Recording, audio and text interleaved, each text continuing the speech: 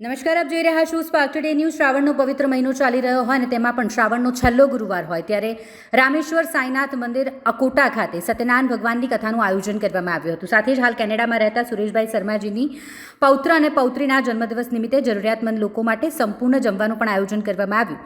લાગણી charitable trust દ્વારા સેવામાં સહભાગી થઈને તેઓએ પણ સેવા આપી હતી।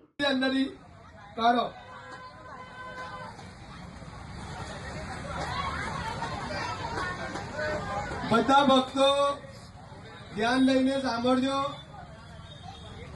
આજે જમવાનું અનલિમિટેડ 8-10 વેરાયટી છે ખાવામાં। કઢી, પુલાવ, મટર પનીર, પૂરી, વડાપાવ, ભજીયા।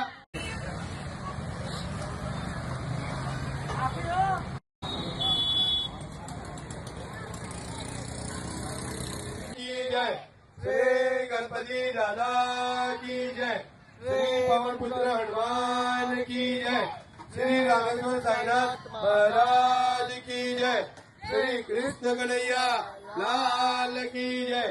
सत्य